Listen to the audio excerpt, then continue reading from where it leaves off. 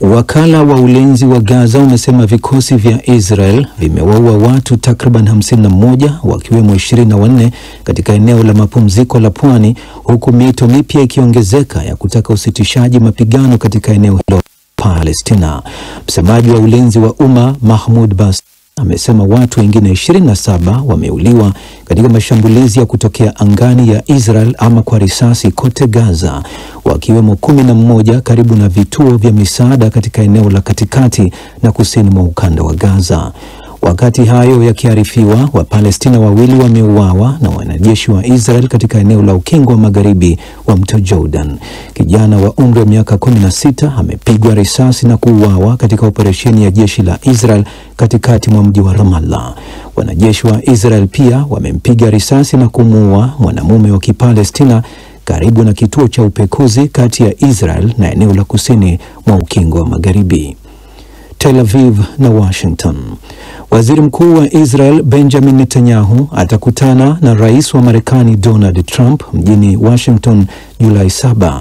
Taarifa hiyo imeripotiwa jana Jumatatu na vyombo kadhaa vya habari vya Israel. Awali hakukuwa na taarifa rasmi ya serikali ya Israel kuthibitisha kufanyika kwa mkutano huo. Msemaji wa Trump, Caroline Leavitt, alikuwa amesema katika mkutano na waandishi habari mapema Jumatatu kwamba Netanyahu alikuwa ameonyesha nia ya kukutana na Rais Trump mjini Washington na walikuwa wanapanga tarehe ya mkutano. Wizara ya ulinzi ya Urusi imesema vikosi vya ulinzi wa anga vimeziharibu droni 60 za Ukraine usiku wa kuamkia leo. Nyingi ya droni hizo ziliharibiwa katika anga ya maeneo ya kusini magharibi mwa Urusi na rasi ya Crimea, Bahari Nyeusi na Bahari ya Azov.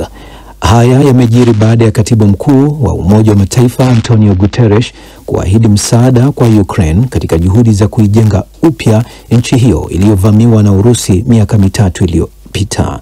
Katika mazungumzo na Waziri Mkuu wa Ukraine Denis Shmyhal katika mkutano wa 4 wa Umoja wa Mataifa kuhusu ufadhili wa fedha kwa ajili ya maendeleo mjini Sevilla, kusini mwa Uhispania, Guterres alisisitiza dhamira ya Umoja wa Mataifa kuiunga mkono kwa dhati serikali ya Ukraine kushughulikia mahitaji ya kibinadamu, ujenzi na kufufua uchumi. Unaendelea kuisikiliza taarifa hii ya habari za ulimwengu kutoka DW Bonn. Sevilla. Nchi 8 za Ufaransa, Kenya, Barbados na Uhispania zimezindua muungano kushinikiza kodi kwa abiria matajiri wa ndege kusaidia nchi masikini kukabiliana na mabadiliko ya hali ya hewa. Hayo ni kwa mujibu wa afisi ya Rais wa Ufaransa ambayo imesema kabla mkutano wa kilele wa mazingira wa Umoja wa Mataifa unaopangwa kufanyika Novemba mwaka huu, muungano wa nchi hizo utashirikiana kuifanya sekta ya usafiri wa anga ichangie zaidi ufadhili wa mapambano dhidi ya mabadiliko ya hali ya hewa. Muungano huo unaozijumuisha pia Somalia, Benin, Sierra Leone na Antigua na Bermuda wamesema utafanya juhudi kuongeza idadi ya nchi zinazotoza tiketi za ndege pamoja na tiketi za abiria wanaosafiri katika kiwango cha biashara na ndege za kibinafsi. Washington. Vifo zaidi ya milioni 14 vya ziada vya watoto milioni 4.5 wenye umri wa chini ya miaka 5 huenda vikatokea katika kipindi cha miaka 5 ijayo kutokana na kupunguzwa kwa kiwango kikubwa misaada ya kigeni ya Marekani. Hayo ni kwa mujibu wa utafiti uliochapishwa hivi leo na jarida linaloripoti masuala ya afya la Lancet. Utafiti huo ulioongozwa na wanasayansi wa Barcelona na Salvador da Bahia, Brazil, unaonya dhidi ya uamuzi uliochukuliwa na Rais wa Marekani Donald Trump na kupunguza misaada. Timu hiyo ya wanasayansi ilitathmini data za vifo kutoka zaidi ya nchi na maeneo 130 kati ya mwaka 2001 na 2021 na kuyatumia matokeo ya utafiti huo kubashiri kitakachotokea hadi mwaka 2030. Makadirio yao yanapendekeza kupungua kwa msaada wa Marekani huenda kukawa na athari mithili ya janga, hususan katika nchi za kipato cha kati na kipato cha chini. Na hatimaye Umoja wa Mataifa, New York. Pakistan leo inatarajiwa kuchukua urais wa Baraza la Usalama la Umoja wa Mataifa kwa mwezi wa Julai. Vyombo vya habari nchini India vinasema serikali mjini New Delhi ina mkakati wa kukabili msimamo wa sasa wa Pakistan. Na huo ndio mwisho wa taarifa hii ya habari za ulimwengu kutoka DW Bonn. DW Dunia Yetu Leo Mchana.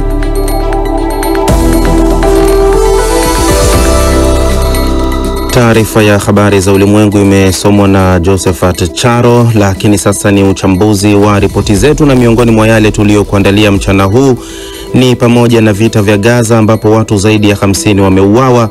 Tutakujuza yanayoendelea katika kongamano la kimataifa la ufadhili kwa ajili ya maendeleo linaloendelea huko Uhispania. Utasikia pia kuhusu kesi ya mwenyekiti wa chama kikuu cha upinzani Tanzania Chadema Tundu Lissu amefikishwa tena mahakamani hii leo. Kulikoni? Kwa hayo bila shaka na mengine mengi, tafadhali usibadili kituo. Msikilizaji wa DW, tunathamini maoni yako na tutayapeperusha hewani. Unachotakiwa kufanya ni kutuandikia ujumbe mfupi kupitia ukurasa wetu wa Facebook, Instagram na hata YouTube. Tafuta DW Kiswahili. Uchambuzi wetu unaanzia huko Mashariki ya Kati. Shirika la ulinzi wa kiraia la Gaza limesema vikosi vya Israel vimewaua watu wasiopungua 51, wakiwemo 24 katika eneo la ufukwe, huku miito ikiongezeka ya kusitisha vita katika ukanda huo ulioharibiwa kabisa. Jeshi la Israel limesema limeanzisha uchunguzi kuhusiana na shambulio dhidi ya mgahawa wa ufukweni ambalo linasema lililenga wanamgambo. Na huko katika ukingo wa Magharibi, watu 2 wameuawa akiwemo mtoto katika operesheni ya kijeshi ya Israel. Idi Sesanga na taarifa zaidi. Jeshi la Israeli limesema lililenga magaidi wa Hamas kaskazini mwa Gaza na kudai kuwa lilichukua hatua za kupunguza madhara kwa raia kupitia ufuatiliaji wa anga kabla ya mashambulizi. Hata hivyo, mgahawa huo wa Al-Baqa uliokuwa mahali pa mwisho salama kwa watu wasiohamishwa uligeuka kuwa eneo la maafa na kuacha majeruhi wengi. Mjini Ramallah, kijana wa miaka 15 alipigwa risasi na kuuawa mapema leo na wanajeshi wa Israeli, kulingana na shirika la habari la Wafa. Tukio jingine lililotokea karibu na ukuta wa mpaka katika ukingo wa Magharibi lilihusisha kuuawa kwa kijana wa miaka 24. Jeshi limesema pia linayafanyia uchunguzi matukio hayo yote mawili, lakini halikutoa maelezo zaidi. Katika kikao cha Baraza la Usalama la Umoja wa Mataifa jana mjadala mkali uliibuka kati ya wajumbe wa Palestina na Israeli kuhusu misaada ya kibinadamu na mashambulizi dhidi ya wafanyakazi wa misaada. Majed Bamia, naibu mwakilishi wa Palestina, alitoa wito wa kusitisha mauaji, kuachiliwa kwa mateka na wafungwa, kuruhusu misaada na kuondolewa kwa wanajeshi wa Israeli. We ask to be treated as human beings. Tunaomba kutendewa kama binadamu. Hilo sio ombi kubwa, ni dharau kudai hatustahili hivyo, kwamba tukubali chochote tunachopewa kwa shukrani. Our way and be thankful. Kwa upande wake, balozi wa Israeli katika Umoja wa Mataifa Dani Danon alidai kuwa Hamas iliwaua kikatili wafanyakazi wa shirika la ugavi wa misaada Gaza GHF waliokuwa wakisambaza misaada tarehe 11 Juni, na hakuna taasisi ya Umoja wa Mataifa iliyolani tukio hilo, akilitaja kuwa ni unyamavu wa aibu. Hamas terrorists murdered clearly. Magaidi wa Hamas waliwaua wazi wafanyakazi wa GHF waliotambulika, walizuia basi wakawatesa kisha kuwaua. Katibu mkuu hakusema chochote. OCHA kimya, UNRWA kimya. Nothing. Mwenyekiti wa baraza hilo kwa mwezi June, Caroline Rodriguez Birket, alilazimika kuingilia kati, kutoa wito kwa wajumbe kudumisha heshima ya baraza na kuacha mivutano ya moja kwa moja. Wakati huo balozi Fu Kong, mwakilishi wa China katika Umoja wa Mataifa, alisisitiza kwamba suluhisho la mataifa mawili ndilo pekee linaloweza kutatua mzozo wa Palestina, na kutoa wito kwa Israeli kuondoa mzingiro wa Gaza na kuruhusu misaada kwa haraka. Tunatoa wito thabiti wa kufufua suluhisho la mataifa mawili, na tunapinga vikali uhamishaji wa kulazimishwa wa Palestina na njama hatari za kuikalia kwa nguvu Gaza na ukingo wa Magharibi. Wito wa kusitisha mapigano Gaza umeongezeka baada ya kumalizika kwa vita vya siku 12 kati ya Israeli na Iran. Rais wa Marekani Donald Trump amesema anatarajia makubaliano ya kusitisha vita Gaza katika kipindi cha wiki moja, huku waziri mkuu Benjamin Netanyahu akisema ushindi dhidi ya Iran umefungua fursa mpya zikiwemo za kuokoa mateka. Wakati huo huo, Marekani imetangaza kuiuzia Israeli vifaa vya kuongoza mabomu vyenye thamani ya dola milioni 510. Shukran Idi Sesanga.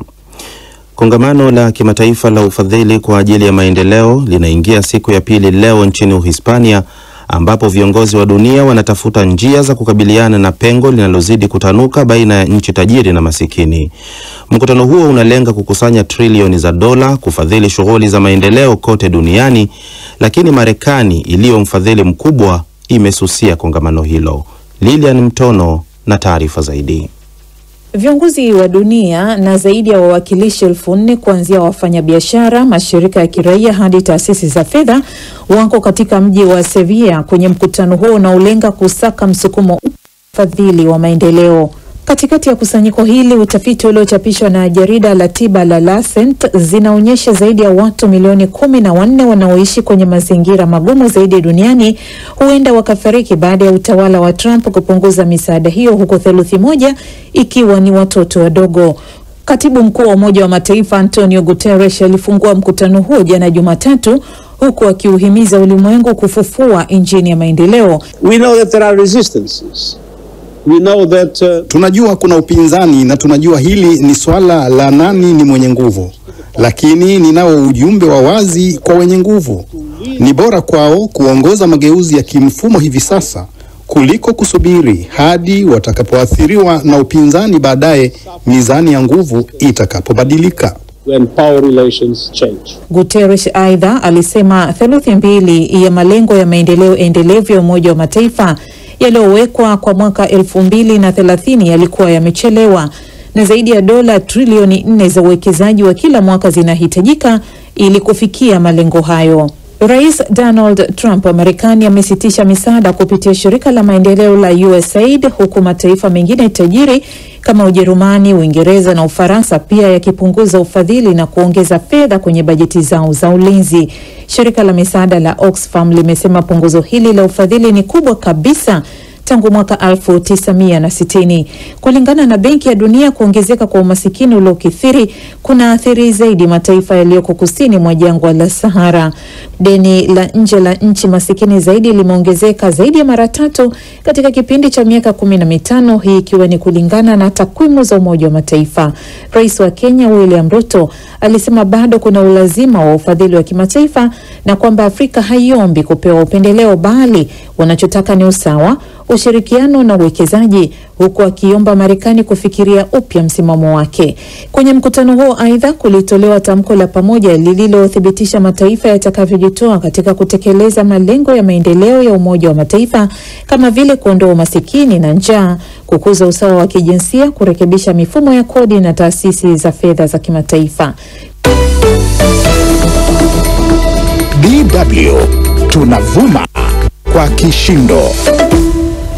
Hakika tunavuma kwa kishindo.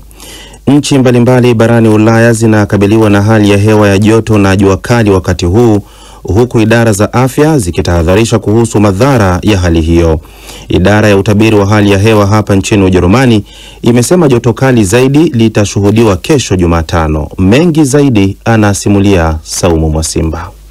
Kuanzia nchini Ufaransa, Ubelgiji, Uholanzi, Ujerumani, Uhispania mpaka Uingereza, joto na jua kali ndio hali ya hewa inayoshuhudiwa kwa sasa, ikielezwa kwamba ndilo joto kali zaidi katika majira ya kiangazi kuwahi kushuhudiwa mwaka huu. Joto limeongezeka hii leo huko Paris nchini Ufaransa, Ubelgiji na Uholanzi, huku ikielezwa kushuka kiasi nchini Ureno ambako hakujatolewa tahadhari ya hatari ya joto hilo kali. Crystal ni mtalii kutoka Canada anayetembelea Paris. Well, we find the weather kwa hakika joto ni kali sana. Tunakunywa maji mengi sana na nafikiri mji wenyewe ni mzuri na tuna bahati kuitembelea Ufaransa na Paris. In France and Paris. Na Shali Ghost naye ni mtalii kutoka nchini Marekani anayetembelea London. It's really hot.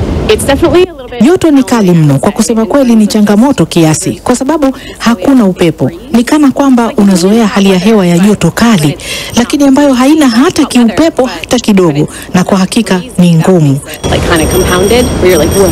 Nchini Ufaransa, idara ya hali ya hewa Meteo France imeziweka idara nyingi za nchini humo katika tahadhari kubwa, huku mji wa Paris hasa ukiwa katika hali mbaya zaidi ya joto kali, huku shule zaidi ya 1300 zikitarajiwa kufungwa kabisa au kuendelea kwa muda mfupi. Nchini Ujerumani nako hali pia ni mbaya, na kituo cha hali ya hewa mjini Frankfurt kimetoa tahadhari. Tim Steger kutoka kituo hicho anasema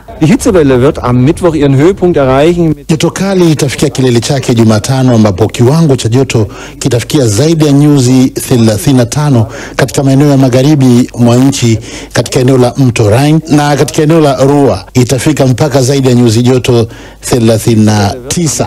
Hata hivyo, bado hilo sio joto la kuvunja rekodi Ujerumani nzima.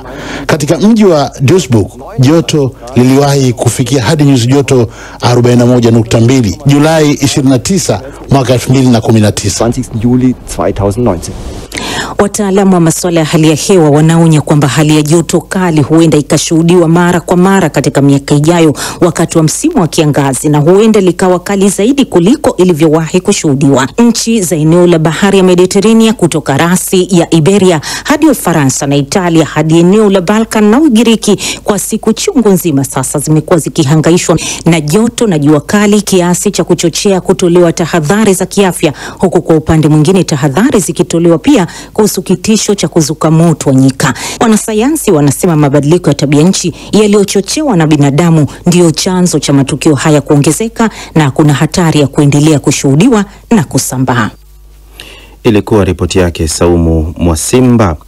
Nchini Jamhuri ya Kidemokrasia ya Kongo, kundi la waasi wa AFC M23 linaituhumu serikali ya nchi hiyo kwa kukiuka makubaliano ya amani yaliyosainiwa kati ya Kongo na Rwanda hivi majuzi mjini Washington, baada ya jeshi la Kongo kudungua ndege moja iliyokuwa ikielekea huko Minembwe wilayani Fizi katika jimbo la Kivu Kusini jana Jumatatu. Sudi Mnete anaarifu zaidi. Katika taarifa iliyochapishwa jana jioni, waasi wa AFC mkwaju M23 walisema wamesikitishwa na tukio hilo, wakidai kuwa ndege hiyo ilikuwa ya kiraia iliyokuwa imebeba msaada wa kibinadamu kwenda Minembwe. Katika taarifa yake kwa vyombo vya habari, AFC mkwaju M23 kulipuliwa kwa ndege hii kulisababisha vifo vya watu ambao idadi yao haijatajwa. Mashambulizi hayo pia yaliharibu bidhaa muhimu kama vile dawa, vyakula ambavyo waasi hao wanasema vilikusudiwa kwa wakazi wa Minembwe ambao kwa sasa ni waathirika wa ghasia ambazo hazijawahi kushuhudiwa zilizosababishwa na utawala wa Kinshasa tangu Aprili mwaka 2017. Kufuatia tukio hilo, AFC mkwaju M23 wanaituhumu Kinshasa kwa kutaka kutekeleza mauaji ya kikabila dhidi ya jamii ya Banyamulenge, na waasi hao wanaofia janga hilo lisilo la kifani huko Minembwe. Jean de Dieu Mutara ni kiongozi wa shirika la vijana wa Minembwe, anaelezea masikitiko yake baada ya tukio hilo. Ndege ya kiutu ambayo imekuwa ikileta madawa ya kusaidia wagonjwa hapa Minembwe. Kama unavyojua, hakuna njia ya barabara, hakuna njia nyingine ambayo watu wanaweza pitia, na ukame wa madawa ilikuwa mingi pa Minembwe. Wakatuma mabomu kwenye raia, ambapo kwa leo mzazi mmoja wa umri wa miaka 17 na mtoto wa miaka 5 wamepata majeraha. Kwa hiyo tunakemea mashambulizi hayo. Lakini pia msemaji wa AFC mkwaju M23 Lawrence Kanyuka amelaani mashambulizi ya kutumia silaha dhidi ya raia katika vijiji vya Kaniola, Kabare, Kigogo, Katasomwa, Nyabiondo, ambapo tangu mwishoni mwa juma mapigano yamezidi kuripotiwa kati ya kundi la wazalendo linaloungwa mkono na serikali mjini Kinshasa na AFC mkwaju M23. Jeshi la Kongo linasema kuwa ndege hii isiyojulikana ilikuwa ilikiuka anga ya Kongo bila kibali kuelekea eneo la Minembwe lenye vita. Jeshi hilo linasema ilijikuta ikilazimika kuchukua hatua za kuhakikisha usalama wa anga na kuhifadhi uadilifu wa eneo la Kongo. Kwa mujibu wa jeshi la Kongo, ndege hiyo ambayo iliruka eneo hili wakati wa mchana siku ya Jumatatu haikuwa na usajili wowote inaofanya iweze kutambuliwa.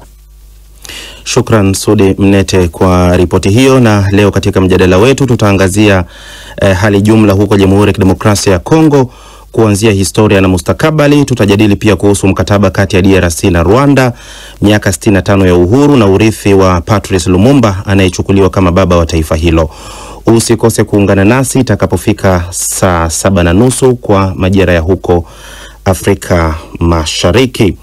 Sasa tuelekee huko nchini Tanzania ambapo mwenyekiti wa chama kikuu cha upinzani Chadema Tundu Lissu amefikishwa tena leo hii katika mahakama ya Kisutu jijini Dar es Salaam chini ya ulinzi mkali ili kuendelea na kesi zinazomkabili ikiwemo ya uhaini na ile ya kuchapisha taarifa za uongo mitandaoni. Moja kwa moja kwenye laini ya simu tuko naye mwandishi wetu Yakub Talib aliyekuwa mahakamani hapo. Yakub, kama unanisikia, unaweza kwanza kutueleza ni yapi yaliyojadiliwa leo katika kesi hiyo ya Lissu? Nashukuru sana. Kwa siku ya leo Bwana Tundu Lissu alifikishwa mahakamani hapa katika hali ya kawaida ambayo siku zote anafikishwa nayo. Ulinzi ulikuwa unaimarishwa kweli kweli, lakini baada ya kufika katika chumba cha kusikiliza kesi, Bwana Tundu Lissu ambaye alitoa kesi hii ya uhaini ambayo mara nyingi inasikilizwa kwanza alafu baadaye inakuja ya uchochezi. Kesi ya uhaini, Lissu leo hii alikuwa anahitajika kupata uamuzi ikiwa kesi hii itaendelea kusikilizwa hapa mahakamani ama iondoshwe ama iendelee kusikilizwa mahakama kuu. Lakini kwa bahati mbaya Bwana Lissu alitoa mchanganuzi mwingi wa kisheria, lakini bahati mbaya sana hakimu leo hakuweza kutoa uamuzi kama kesi hii itaendelea tena kuelekea mahakama kuu ama kufutwa kabisa, kwa sababu Lissu alikuwa akisisitiza kwamba hahitaji tena kupigwa tarehe hii kesi. Kwa hiyo kwa kesi ya uhaini hali ilikuwa kama hivyo, na baadaye uamuzi ukatolewa kwamba hii kesi inabidi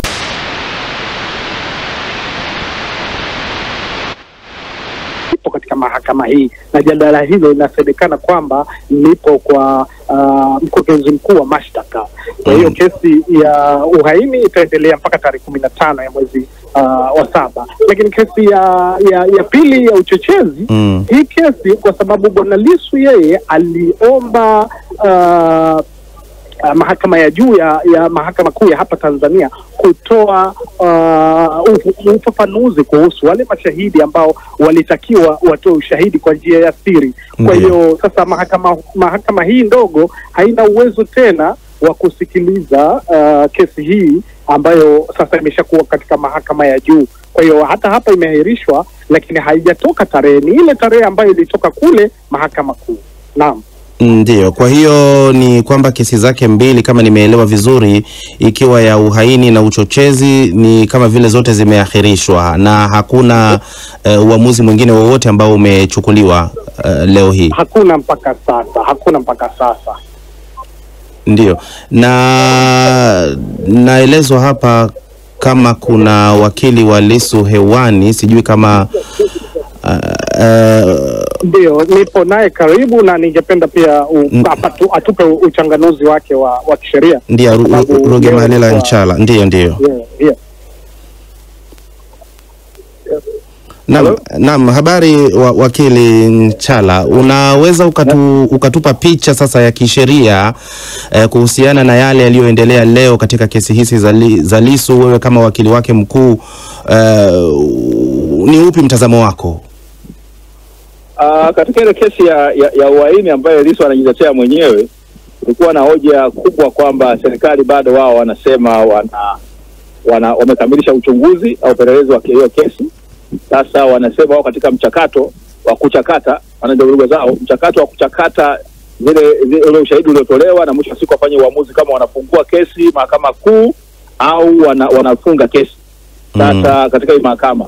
Kwa hiyo ilikuwa ni kwamba wao tokea Lissu amewakumbusha kwamba leo ni siku ya 83 yuko ndani na uamuzi haujafanywa kwa hizo siku zote, na kitu ambacho ni kikubwa ni kwamba yeye aliyasema yako hadharani, yako kwenye mitandao ya kijamii, kwenye YouTube yalisikizwa na watu, na kama anatumia uhaini ni yeye peke yake, ni mtu mmoja. Kwa hiyo ingekuwa kwamba kuna watu wengi ambao huenda kuna mambo yametendeka kificho na nini, ingekuwa ni kwamba ingekuwa pengine uchunguzi ungekuwa kwa muda mrefu. Lakini amesema vile vile serikali haijasema kwamba wao wanataka kuomba muda zaidi wapate nafasi ya kuchunguza hiyo shauri, maana wao wamesema uchunguzi upelelezi umekamilika. Na swala tu ni kwamba ambacho tulikuwa tunasigana tokea tarehe 16 ya mwezi wa 6 na tarehe ya leo ni swala la kuhusiana na kufungua kesi, kwamba kesi ianze lini, yani kwamba wapeleke mahakama kuu, kwa sababu hii mahakama ya hakimu mkazi wa Kisutu haina mamlaka ya kusikia kesi ya uhaini hapa. Hii ni mahakama ya mpito tu, kama mahakama ya kukusanya taarifa na kusema kwamba kitu kimekamilika ili mashtaka yafunguliwe mahakama kuu. Kwa hiyo imekuwa ni mchakato ambao ni muda mrefu kidogo umechukua. Wamehakikisha kwamba tokea ile tarehe 9 mwezi wa 4 ameshikwa mpaka hivi sasa upande wa mashtaka hawajaweza kusema kwamba unaamua kushtaki au kutoshtaki. Kwa hiyo Lissu anaelezea wasiwasi kwamba kwa kuwa ni mwaka wa uchaguzi, inawezekana kama ile kesi inatumika kwa misingi ya kisiasa, kutaka kumkwamisha kama kiongozi wa chama cha kisiasa kushiriki katika mchakato mzima wa uchaguzi. Kesi ya pili ni ambayo inahusiana na masuala ya kuchapisha habari za uongo au zisizokuwa sahihi katika mitandao ya kijamii chini ya sheria ile Cyber Crimes Act, ambayo mahakama hii ina mamlaka ya kusikiliza. Lakini kumetokea maombi mawili ya upande wa Tundu Lissu ambayo yamepelekwa mahakama kuu. Moja ilikuwa ni shauri ambalo linaomba mapitio ya mwenendo wa kesi hapa mahakama ya Kisutu, kwamba hakimu alikosea baada ya hoja ya ukatibu wa kifungu cha namba 188 cha sheria mwenendo wa makosa ya jinai, ambayo kinaruhusu upande wa jamhuri kuweza kutumia mashahidi kwa njia ya kificho, na huko upande wa mshtaki yeye anakuwa hana mdaiwa hana haki ya kuweza kuwaona washtakiwa, basi na kuwaona wale mashahidi wake. Sasa hakimu baada ya hiyo hoja sheria na inadai siku hizi baada ya marekebisho hakutakuwa na hiari, alitakiwa apeleke kesi katika mahakama kuu. Hakufanya hivyo. Kwa hiyo kuna hiyo ombi la kupitia huo mwenendo. Ndio wakili, nashukuru sana.